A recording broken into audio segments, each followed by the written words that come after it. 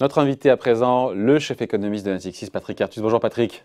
Bonjour David. Merci d'être là avec nous en direct sur Boursorama. Bon, en direct, en presque direct. Vous avez dit quoi? En direct sans l'image. Oui, mais le principal c'est d'avoir la voix de Patrick Artus, c'est déjà un bon début. Bon, vous avez vu comme nous, il y a eu tous ces plans de relance, ces plans de soutien ces dernières heures, multitude de plans, à la fois des banques centrales, des gouvernements un peu partout dans le monde, des centaines de milliards d'euros, de dollars déversés, encore une fois, dans les économies, dans les marchés. On peut dire que ce sont des mesures historiques, 1, et 2, est-ce que tout ça est de nature à stabiliser les marchés? On voit une tentative de rebond, encore une fois, depuis 48 heures, plus 8% sur le CAC 40. Vous me direz, ça vient après 35% de baisse en 3 semaines. Oui, il y a une question très importante qui n'est pas résolue à ce stade, qui est quelle va être la baisse du PIB au deuxième trimestre. Alors on a l'expérience chinoise du premier trimestre, parce qu'on a maintenant la plupart des chiffres sur janvier-février, et donc on peut faire une estimation de la perte de PIB en Chine au premier trimestre, c'est à peu près 15% probablement. Quand on regarde la consommation à moins 20, les exports à moins 17, etc., l'investissement à moins 24. Donc les Chinois ont réussi à maintenir 85% de leur PIB et à perdre que 15%. Si nous, on arrive à faire à peu près la même chose, on perd 15% de PIB, ensuite il y aura du rattrapage, et puis c'est un seul trimestre, on aura une croissance sur l'année en Europe qui devrait être de l'ordre de, je dirais, moins 2%, alors qu'on attendait plus 1, quoi. Pourquoi Christine Lagarde nous a dit moins 5% sur l'Europe? Elle a dit ça hier. Oui, mais parce qu'on ne sait pas de combien on va perdre. Donc mon calcul, c'est nous réussissions à être aussi bons que les Chinois. Ouais. C'est-à-dire à contrôler la maladie tout en ne perdant que 15% du PIB sur le trimestre où il y a la maladie. C'est le meilleur des cas, c'est le meilleur des cas. Oui, c'est le cas chinois, appelons ça le cas chinois. Ou japonais, ou coréen, enfin voilà, le cas asiatique. Et là, c'est gérable, parce que si on perd 3 points de PIB dans la zone euro, on va mettre 2 points de déficit public. En mettant 2 points de déficit public, on va empêcher les faillites d'entreprises. En gros, on est en open bar complet. Les entreprises se font payer leurs impôts, leurs salaires, leurs frais financiers par l'État. Donc non, pas payer. Ce sont des reports, Patrick. C'est pas un cadeau. C'est des reports, mais il a commencé à être dit que c'était peut-être des choses qui pourraient être même annulées. Et puis, quand les salariés sont pris en chômage partiel, c'est l'État qui paye les salariés. Ouais. Et ça c'est gérable, d'autant plus que depuis 2 jours, on sait que c'est monétisé. Donc il faut comprendre qu'on est en hélicoptère monnaie, comme on dit. C'est-à-dire que l'État fait des dépenses et immédiatement, c'est la Banque centrale qui crée de la monnaie pour financer ses dépenses. Donc on passe par une étape de dette publique, mais en réalité, c'est comme si tout ça était directement financé par la création monétaire. On avait un doute sur la BCE, maintenant on sait que la BCE sera au rendez-vous et monétisera tout ce qu'il faut. Oui, mais à nouveau, David, dans cette hypothèse asiatique, c'est-à-dire on perd 15% de PIB pendant un trimestre, donc on perd 2 à 3 points de PIB sur l'année. Ouais. Et là, on peut faire les déficits publics qui maintiennent les entreprises en état de travailler, ça peut repartir, etc. Tout se passe bien, les marchés repartent. Mais on voit en France et en Italie et en Espagne qu'on est en train peut-être de passer à un confinement complet de la population, ce qui n'a jamais été fait en Chine. En Chine, c'était dans le Hubei, mais pas dans toute la Chine. Et que là, peut-être que la perte de PIB au deuxième trimestre, si on fait ça, c'est pas moins 15, mais c'est moins 50, moins 60, j'en sais rien.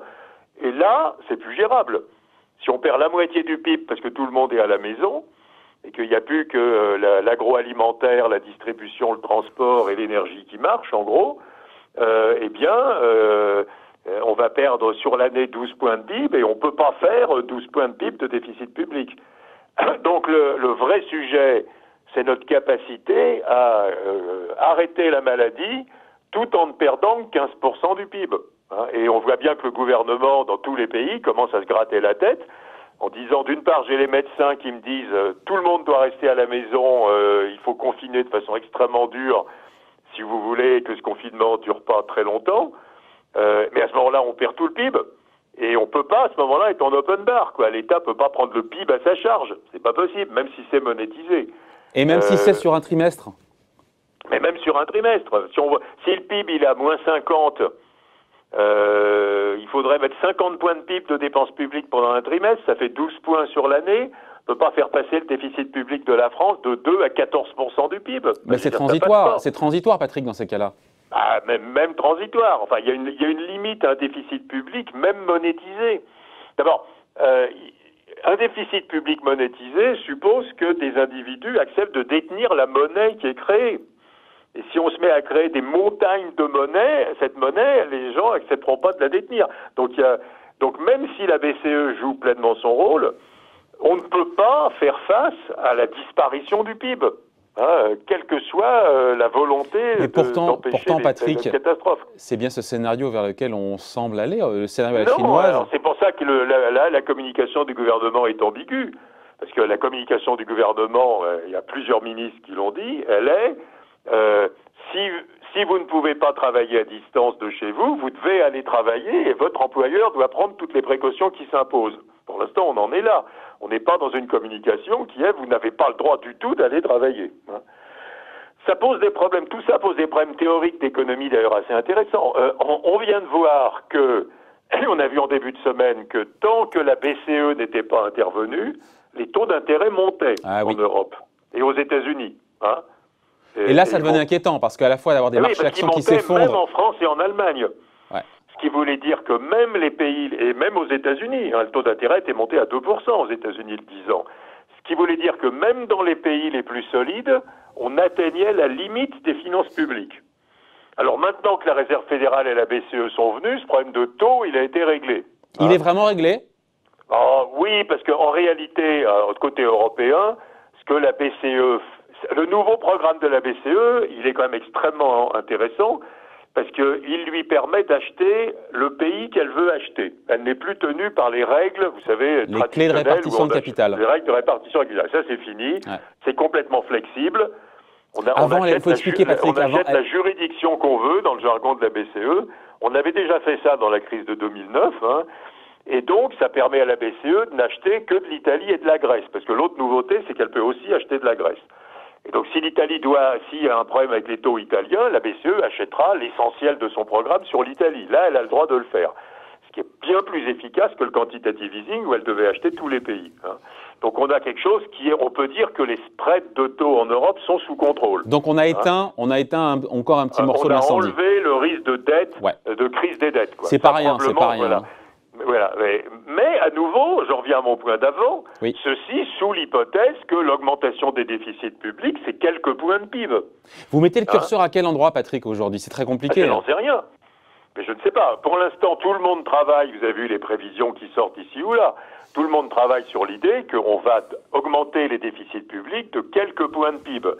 2 points, 3 points, etc. À ce moment-là, ce qui est en place marche à nouveau. Oui, mais tout dépend de la durée du confinement. En fait, on revient à quelque chose qui nous échappe tous, à savoir la durée de cette crise sanitaire et le moment à partir duquel on va toucher le maximum, enfin le pic de l'épidémie. En fait, c'est ça que personne ne peut estimer aujourd'hui. Il y a des montagnes de questions non résolues. À nouveau, la seule chose qu'on est capable de faire aujourd'hui, c'est de faire du copier-coller sur ce qu'on observe en Asie. Et en Asie, ça a été extrêmement favorable finalement, puisque la mortalité n'est pas énorme, ça a duré 2 mois, la perte de PIB a été de l'ordre de 15%, dont une partie sera récupérée, parce que tout ce qu'on a déstocké, il faudra le restocker. Donc honnêtement, si l'Europe et les États-Unis arrivaient à faire aussi bien que l'Asie, ça serait bien, mais on n'est pas sûr à nouveau, puisque... Ça pose deux questions, Patrick, ça pose deux questions. Est-ce que la Chine redémarre vraiment? Il y a toujours cette question, on nous dit que ça redémarre tout doucement, c'est la vérité? Oui, alors si on regarde, on a quelques indicateurs avancés. Il faut se méfier, j'ai vu des gens qui disaient ça, mais ils commentaient les chiffres de février. Non, les chiffres de février, c'est les pires, quoi. Donc on n'a pas de chiffre de mars. Sauf des choses qu'on commence à voir. Par exemple, sur le fret. Il y a un vrai redémarrage du fret qui montre que la Chine recommence à exporter. Ce qui pose d'ailleurs des problèmes assez bizarres, parce que vous savez par exemple que comme il n'y a plus d'avions de ligne de passagers, on ne peut plus utiliser pour le fret les soutes des avions de ligne. Donc il y a une véritable tension en fait sur le fret.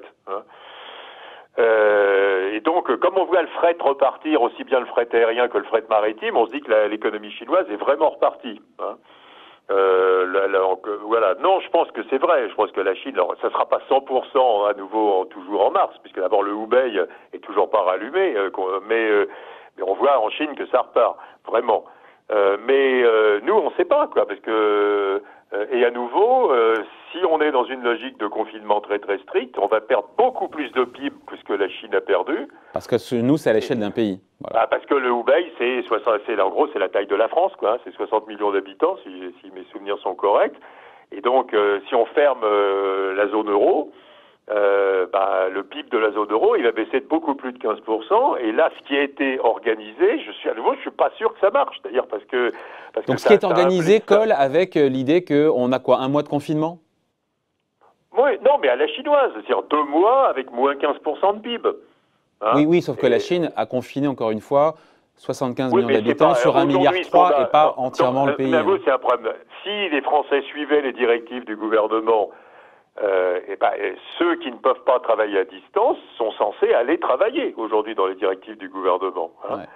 Donc ça, c'est bien à la chinoise. Donc on est 2 mois de confinement, 15% de perte de PIB, et là c'est parfaitement gérable du moment que la BCE gère les spreads et évite qu'il y ait une tension sur les dettes. Eh ben donc tout va bien, tout va bien, mais c'est le scénario central. Le problème, c'est que s'il faut passer à quelque chose où on dit aux Français, même si vous ne pouvez pas télétravailler, vous restez chez vous, là on a une perte de PIB qui est considérablement plus grande, et à ce moment-là, on ne sait pas gérer. Mais on n'en est pas là non plus. Et quand on écoute le discours du gouvernement en disant aux Français, vous avez écouté Macron... C'est la demande d'un certain nombre de médecins qu'on fasse ça. Hein. Oui, mais quand on écoute le président, même Bruno Le Maire, ils disent en gros, si vous pouvez aller travailler et que les conditions sanitaires sont respectées sur le travail, allez-y. Oui, je suis d'accord, mais si vous écoutez les patrons des services de réanimation, eux, ils ont un message beaucoup plus dur, hein, en disant, s'il vous plaît, que personne n'aille travailler, quoi. Hein. Sauf ce qui est vraiment indispensable à la survie. Donc si on passait dans ce mode-là, où tous ceux qui ne sont pas indispensables au fonctionnement de base du pays restent chez eux, on perd 50 ou 60% de PIB, et là, je ne crois pas qu'on ait quelque chose qui puisse empêcher une montagne de faillites d'entreprises. Et donc, on sortirait de la crise extrêmement affaibli. Est-ce qu'il y a une lueur d'espoir, selon vous, du point de vue des marchés, dans ce rebond depuis 48 heures et ces 8% de hausse? En même temps, ça tombe après 35 de baisse. Vous en pensez quoi? De toute façon, on sait comment ça marche, les marchés financiers. Hein. Il y a plein d'investisseurs de tout type qui sont forcément vendeurs quand ça baisse. Parce que ils n'ont plus les fonds propres qui leur permettent de porter des portefeuilles d'actions quand ça baisse. Donc quand les marchés baissent, ils perdent des fonds propres, donc leur capacité à porter des actions est plus faible, et donc ils vendent des actions quand les prix baissent. Et on le sait depuis très longtemps, hein, c'est pas récent, la finance est procyclique. Hein, donc si vous regardez le marché des carottes, hein, quand le prix des carottes baisse, il y a plus d'acheteurs de carottes. Pour les actions, quand le prix des actions baisse, il y a moins d'acheteurs d'actions.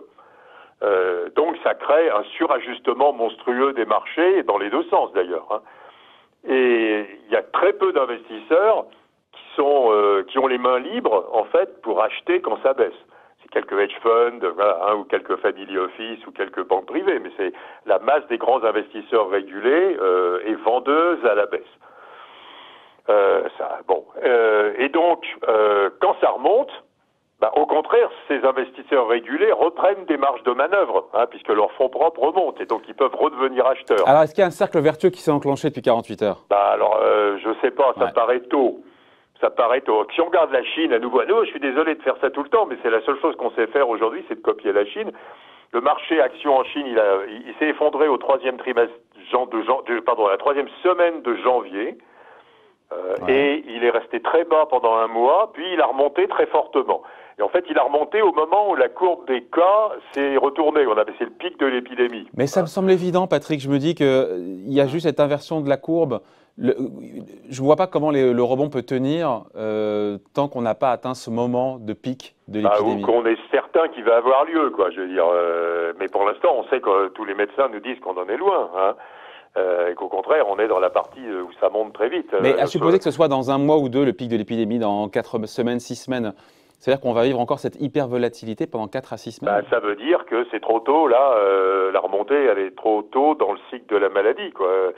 Alors, après, c'est vrai qu'on a quand même enlevé l'hypothèque que la BCE ne faisait rien. On a quand même eu une inquiétude. Hein, donc le 10 ans italien, il était presque à 3. Vous savez que ce qui fait sauter la solvabilité budgétaire de l'Italie, c'est le taux d'intérêt à 10 ans autour de 2%. Donc quand on a cassé 2% sur l'Italie, on devenait légitimement très inquiet. Hein.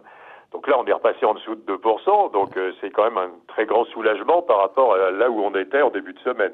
Ouais, mais Patrick, si l'inversion de la courbe, encore une fois, du nombre de morts ou de personnes infectées ne s'inverse pas avant un mois, s'il faut rester sur cette même tendance baissière, dans un mois, on est à 2500 points sur le CAC 40. Hein. Moi, c'est ce qui me semble.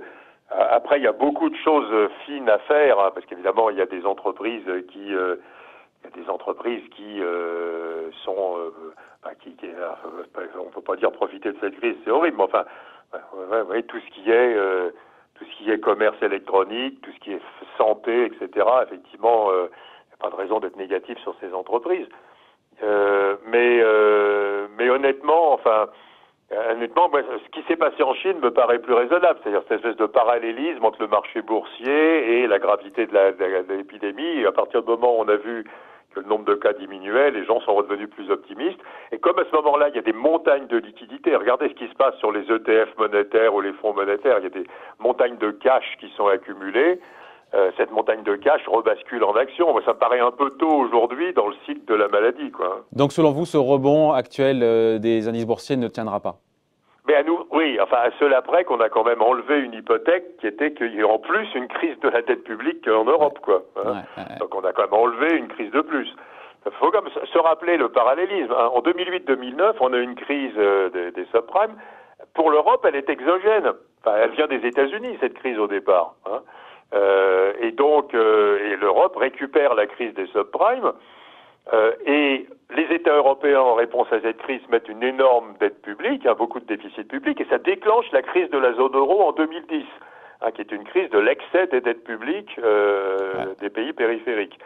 Donc, on n'aurait pas voulu que cette nouvelle crise exogène pour l'Europe, dans un an ou deux, déclenche une autre crise des dettes publiques, comme on l'a vu en 2010. Donc ça, on sait que on a enlevé ça. Donc ça, c'est quand même une bonne nouvelle, quoi. Je veux dire, la BCE nous dit, en fait, je suis en charge des spreads. Ouais. Ce que la BCE de 2008-2009 n'avait absolument pas fait. Ouais. Hein.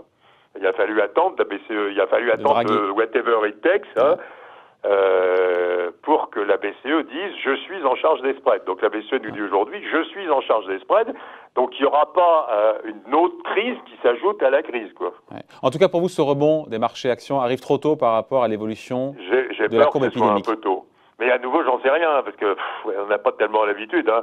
Mais non, la vraie bonne nouvelle, c'est que, à nouveau, on ne va pas enchaîner une crise de la zone euro à la crise sanitaire. Hein. Ouais. On a vu les banques centrales chinoises et aussi, on le sait, japonaises acheter des actions via des ETF pour stabiliser la bourse. Est-ce que c'est un tabou qui pourrait sauter en Europe et aux États-Unis si on repère 20-30% d'ici à ce que le pic de l'épidémie soit atteint? J'ai beaucoup plaidé pour ça. Moi, j'ai écrit plein d'articles en disant que je trouvais ça légitime, en me mettant dans alors pas du tout dans une logique simplement d'investisseur, en me mettant dans la logique de la BCE, par exemple. Vous avez vu l'intervention de Philippe Lane la semaine dernière, juste après la conférence de presse ratée, de Christine Lagarde. Où Lane, le lendemain, dit « Nous ferons tout ce qu'il faut pour, alors je traduis l'anglais, pour assurer une bonne transmission de la politique monétaire ». Et évidemment, lorsque les spreads de taux d'intérêt de l'Italie ou de la Grèce ou du Portugal augmentent énormément, il n'y a plus de transmission de la politique monétaire parce qu'on essaie de faire baisser les taux et au contraire, ils montent. Hein. Donc ce qu'ils ont fait mardi soir, c'est bien dans la logique de restaurer la transmission de la politique monétaire. Mais c'est la même chose sur les actions. Parce que si on baisse les taux d'intérêt et que dans le même temps le marché action s'effondre, ça fait chuter l'activité. On peut estimer que 10% de baisse du marché des actions, ça coûte 3 dixièmes de points de PIB à la zone euro. Hein. Et donc, on a aussi perdu la transmission de la politique monétaire, si on n'arrive pas à contrôler D'ailleurs, c'est pas que la chute du marché des actions, c'est aussi l'ouverture des spreads de crédit sur les dettes d'entreprise. Ouais. Et donc, à nouveau, il ne s'agit pas de supporter les portefeuilles actions, il s'agit de faire en sorte que l'évolution du marché des actions et du crédit n'empêche pas la politique monétaire d'avoir un effet de soutien de l'économie. Est-ce que ce tabou sera levé? Est-ce qu'il peut sauter ce tabou près de la BCE et de la Fed? Le problème, c'est qu'il faut que la BCE... moi, honnêtement, depuis 10 ans, tous les tabous sautent. Hein. Donc, on a fait sauter le tabou de monétiser les dettes publiques, puis on a acheté des dettes d'entreprise, puis maintenant, on achète les dettes publiques qu'on veut. Bon, le tabou suivant, c'est les actifs risqués. Donc alors on achète des dettes d'entreprise investment grade, de bonne qualité, donc c'est d'acheter de la dette de moins bonne qualité d'entreprise et des actions. C'est le tabou suivant, mais c'est un peu trop tôt encore. Patrick, c'est encore un peu trop tôt, non, pour que ce tabou saute. Mais c'est pas, oui, la logique n'est pas une logique de soutien aux investisseurs. Hein. C'est une logique de si je baisse les taux, mais si en même temps le marché action s'effondre, ça sert à rien que je baisse les taux, quoi. Hein. Donc il faut, quand je baisse les taux, que j'empêche le marché action de s'effondrer. Et donc la seule façon de faire, les Chinois l'ont fait, hein, ils le font faire par des fonds d'investissement public. La Banque du Japon le fait, la Banque nationale de Suisse le fait. Hein. Donc c'est des banques centrales en général considérées comme sérieuses qui le font parce qu'elles jugent que c'est très important pour la transmission de la politique monétaire.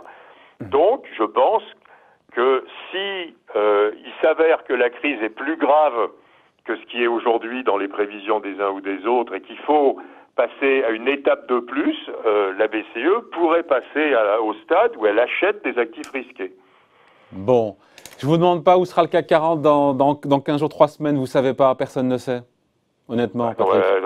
Non, personne n'en sait rien. Ce qu'on disait d'optimiste tous les deux, David, en début d'année, qui est que la profitabilité des entreprises est forte, qu'il y a plus de gens qui reviennent sur le marché du travail, qui retrouvent un emploi, que le taux de participation augmente. Je m'en souviens. Tout ça, c'est toujours vrai. Hein. Donc, faut pas non plus oublier que les trucs structurels de l'économie positive, ils sont toujours valables aujourd'hui. Hein. Quelqu'un qui a un horizon, Patrick, quelqu'un qui a un horizon minimum d'1 an ou 2 ans, entrer aujourd'hui sur le CAC 40, c'est trop tôt ou il faut y aller? Non, mais à nouveau, oui, mais il y a très peu de gens qui peuvent le faire. Des particuliers peuvent le faire. Alors, il faut peut-être hésiter un certain nombre de secteurs qui vont être pas achetés avant de savoir ce qui va se passer. Peut-être difficile d'acheter du transport aérien, quoi. Hein. Ouais. Mais les indices globalement, il me semble que, je reviens sur mon point. On a un marché qui est monstrueusement pro-cyclique, donc il baisse trop et il monte trop dans les cycles. Donc en fait, l'investisseur normal, il va couper les points extrêmes. Normalement, c'est une stratégie qui est efficace. Hein. Puisqu'à nouveau, vous avez tous ces investisseurs contraints qui sont forcément vendeurs quand ça baisse et forcément acheteurs quand ça monte. Donc vous pouvez juste arbitrer les investisseurs contraints.